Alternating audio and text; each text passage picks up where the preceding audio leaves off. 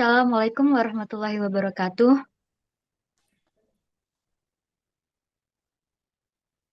Waalaikumsalam warahmatullahi wabarakatuh. Waalaikumsalam warahmatullahi wabarakatuh. Baik, terima kasih teman-teman untuk kesempatannya pada hari ini. Kita akan membahas presentasi tentang manajemen konflik dalam pendidikan. Sebelum masuk ke pembahasan lebih lanjut, izinkan saya memperkenalkan kelompok 8. Yang pertama yaitu ada Fania Intan Sabrina dengan NIM akhir 66. Terus setelah itu ada Syauki Zainal Fatah dengan NIM 65. Yang ketiga yaitu ada Ulfa Latifah dengan NIM 67. Yang keempat ada Rizky Trihardi dengan NIM 68. Dan yang terakhir ada saya sendiri yaitu Fani Handayani dengan NIM 70. Oke, terima kasih. Selanjutnya akan bahas untuk pembahasan yang pertama yaitu pengertian dari manajemen konflik yang akan disampaikan oleh teman kami. Silakan. Ya, terima kasih. Nah, pada gambar sebelumnya yaitu merupakan konflik yang terjadi di dalam lingkungan pendidikan. Nah, apa itu konflik? Sebelumnya istilah konflik berasal dari bahasa Inggris yang artinya pertentangan. Nah, di sampingnya itu ada beberapa definisi menurut para ahli. Menurut Lambert, dalam pendapat yang dikutip oleh Martini, konflik adalah situasi yang muncul akibat adanya pendapat yang berbeda atau perspektif antara kelompok maupun organisasi. Yang kedua, ada Winardi yang menemukan bahwa konflik merupakan oposisi atau pertentangan pendapat antara orang-orang atau kelompok. Selanjutnya, ada Serdamayanti. Konflik merupakan perjuangan antara kebutuhan, keinginan, gagasan, kepentingan, ataupun pihak yang saling bertentangan, sehingga terjadinya akibat perbedaan seperti sasaran, nilai, pikiran, perasaan, dan perilaku. Nah, berdasarkan dari definisi menurut para ahli di atas, konflik dilatar belakangi oleh adanya ketidakcocokan atau perbedaan pendapat dalam hal nilai tujuan pikiran baik individu maupun kelompok. Selanjutnya,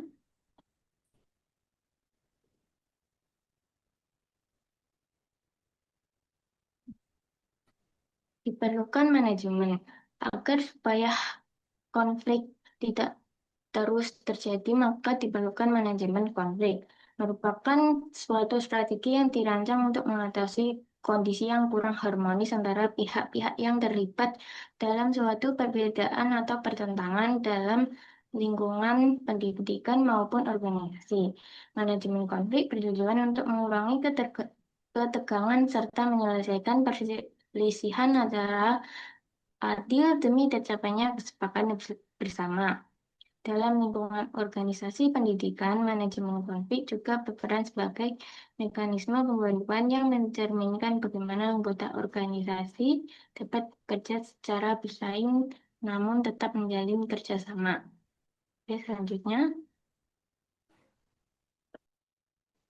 Baik, terima kasih untuk penyampaiannya dari Ulfa. Selanjutnya akan disampaikan oleh Fania. Silakan Fania. Tujuan manajemen konflik. Tujuan manajemen konflik adalah alasan atau sasaran utama yang ingin dicapai dalam proses mengelola suatu konflik agar tidak berdampak negatif dan justru dapat menghasilkan solusi yang konstruktif.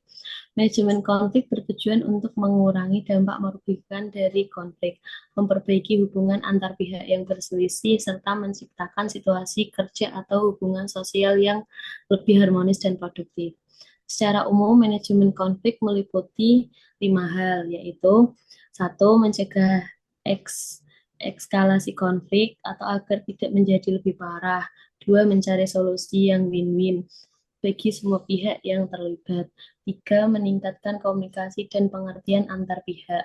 Empat, meningkatkan kerjasama tim dan produktivitas. Lima, mempertahankan hubungan jangka panjang yang sehat. Baik, terima kasih Fania atas penyampaiannya. Selanjutnya yaitu prinsip manajemen konflik yang akan disampaikan oleh Syauki. Silakan Syauki. Prinsip manajemen konflik. Dalam manajemen konflik terdapat beberapa prinsip-prinsip dasar yang dapat diterapkan dalam berbagai situasi. Berikut di bawah beberapa prinsip tersebut, yaitu yang pertama, pahami sumber konflik. Untuk menyelesaikan sebuah konflik, kita perlu memahami apa yang menyebabkan konflik tersebut. Konflik bisa muncul karena perbedaan nilai, kepentingan, persepsi, atau komunikasi yang tidak jelas. Mengidentifikasi sumber masalah adalah langkah pertama yang sangat penting. Yang kedua, komunikasi yang terbuka. Salah satu prinsip utama dalam manajemen konflik untuk menciptakan ruang untuk komunikasi yang terbuka dan jujur.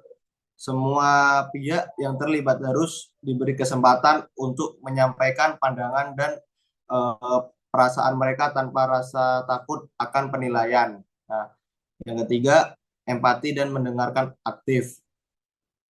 Menunjukkan empati dan keterbukaan untuk mendengarkan perspektif pihak lain dengan sungguh-sungguh sangat penting. Dalam konflik, seringkali kita terlalu fokus pada posisi kita sendiri dan lupa untuk memahami sudut pandang yang lain atau lawan dari konflik tersebut. Yang keempat, penyelesaian berdasarkan fakta. Menyelesaikan konflik dengan dasar fakta yang jelas akan membantu mengurangi ketegangan yang tidak perlu. Misalnya dalam konflik pekerjaan, data atau dokumentasi yang relevan dapat membantu membuat keputusan yang lebih objektif atau keputusan yang tepat. Yang kelima, mengelola emosi. Konflik seringkali melibatkan emosi yang intens. Oleh karena itu, penting untuk tetap tenang dan menjaga emosi agar pikiran tetap rasional. Jika emosi tidak dikelola dengan baik, maka proses penyelesaian konflik bisa semakin rumit dan panjang. Yang keenam, fleksibilitas dan kreativitas. Terkadang penyelesaian konflik memerlukan solusi yang kreatif dan fleksibel. Jangan terpaku pada cara-cara lama atau cara yang sudah biasa diterapkan. Cobalah untuk melihat situasi dari berbagai perspektif dan cari alternatif yang dapat diterima oleh semua pihak. Sekian. Baik, terima kasih Syauki atas pembahasannya yang sudah disampaikan. Selanjutnya yaitu ada faktor dari manajemen konflik yang akan disampaikan oleh Rizky. Silakan Rizky.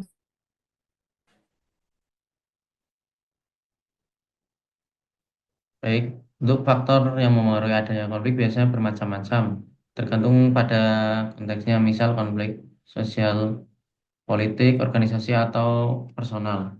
Secara umum berikut adalah beberapa faktor utama yang sering memicu konflik. Yang pertama ada perbedaan kepentingan. Setiap individu atau kelompok biasanya memiliki tujuan, kebutuhan, dan keinginan yang berbeda, dan hal ini bisa bertabrakan satu sama lain. Lalu yang kedua, komunikasi yang buruk. Salah paham, kurangnya komunikasi, atau penyampaian pesan yang tidak jelas dapat dengan mudah menimbulkan konflik. Yang ketiga, ada perbedaan nilai dan pandangan. Konflik sering muncul karena perbedaan latar belakang budaya, agama, ideologi, atau cara pandang terhadap suatu masalah. Yang keempat, ada persaingan sumber daya. Ketika sumber daya seperti uang, kekuasaan, waktu, atau fasilitas terbatas, individu atau kelompok bisa bersaing. Itu bisa bersaing.